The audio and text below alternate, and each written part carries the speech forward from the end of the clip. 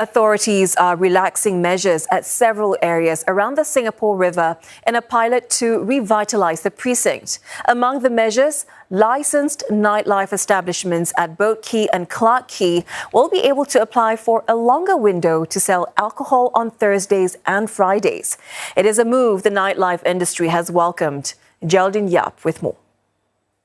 Several areas around the Singapore River are known for their nightlife, including here in Boat Quay, as well as the nearby Upper Circular Road and Clarke Quay.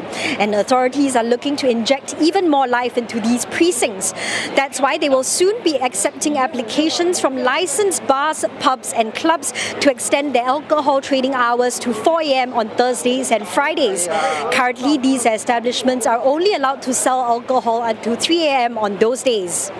Authorities will also be accepting more proposals for new bars, pubs and nightclubs along the Boat Quay waterfront, Circular Road, Lorong Teluk and Canton Street. Approved proposals may be granted temporary permission for up to 3 years during the pilot. Meanwhile, the evening car-free zone at Circular Road will be brought back on Fridays and Saturdays, as well as the eve of public holidays. The initiative was first introduced in 2013.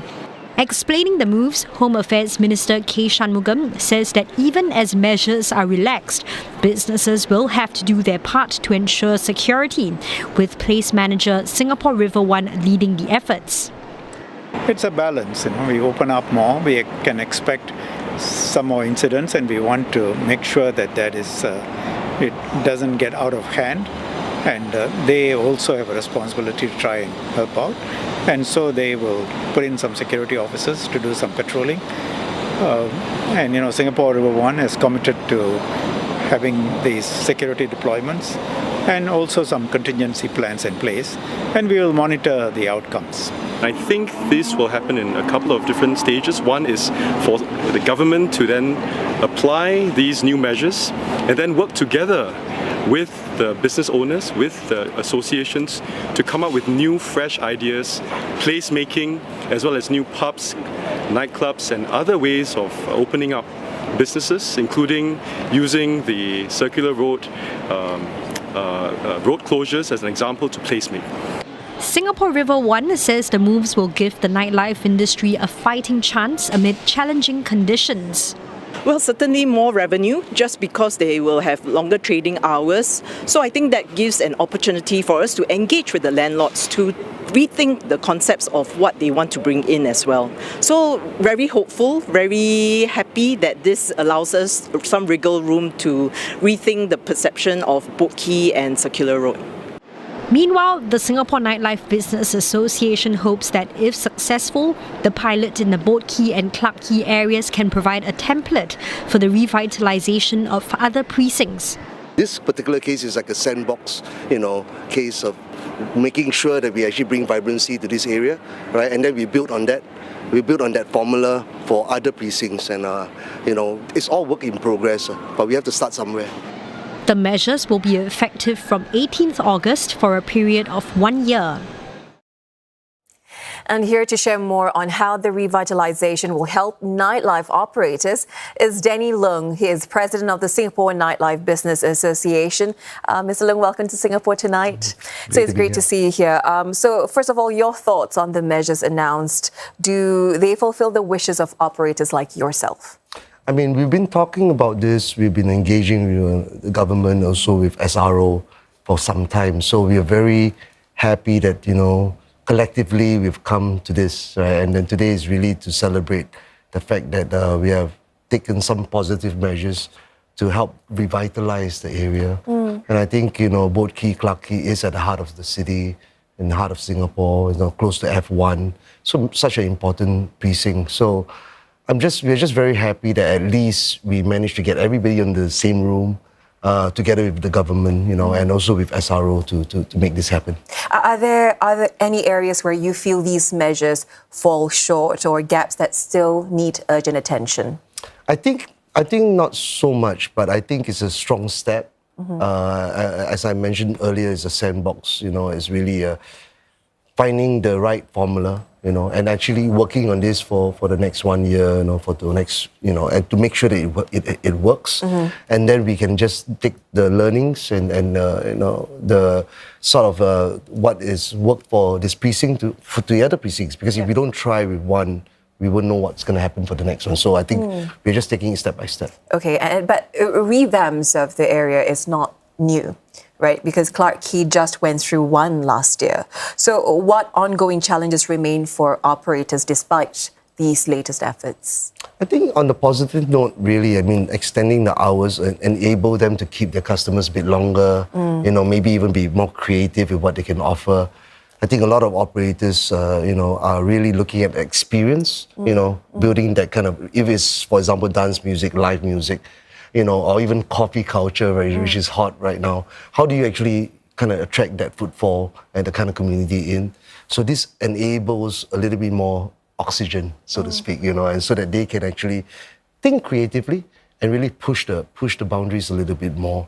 And with the road closures too, when we have events, where we can have little mini festivals, we can even do local food and beverage little events, and then work with an event management companies to come in and say, hey, what's your idea? How do we actually work together with you? So I think what's interesting about this is stakeholders. There's many stakeholders. It's not just about the bars, restaurants. The concepts at Boat Quay and Clarke Quay. It's also about collaborating with other brands, whether it's a coffee brand or whether it's a industry panel discussion or things like that.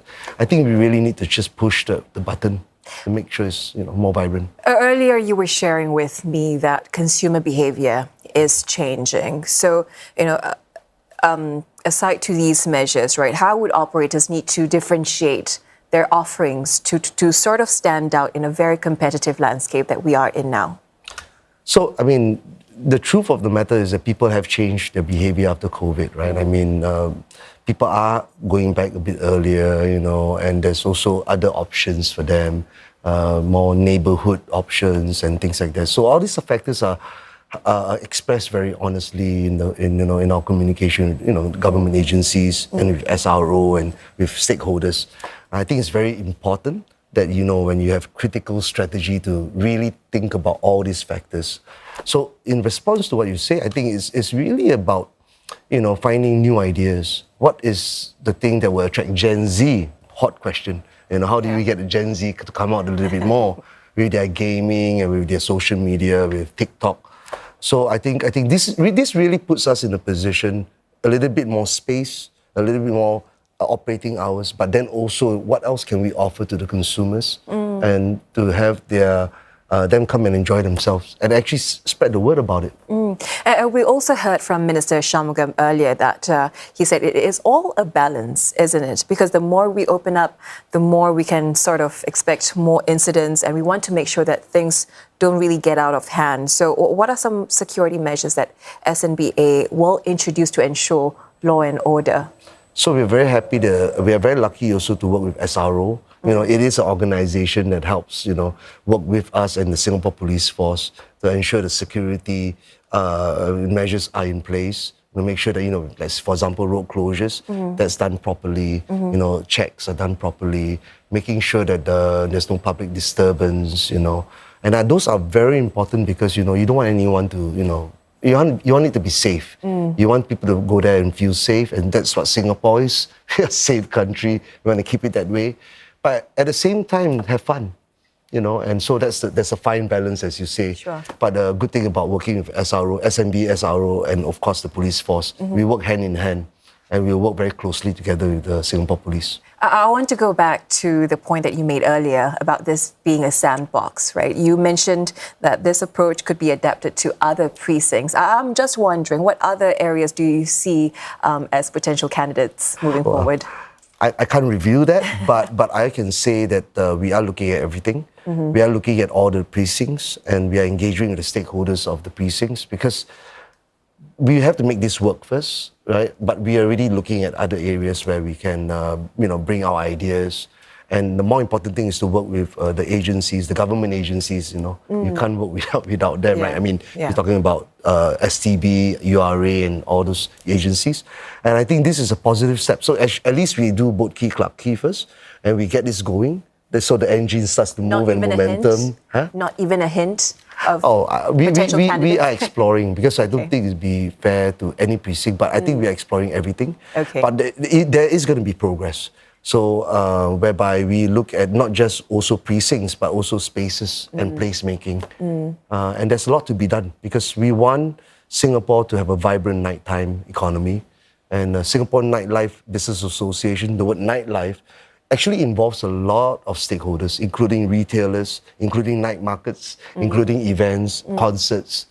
So, there is a lot of potential to get there, where everybody actually gives their suggestions and we work together to make Singapore more vibrant.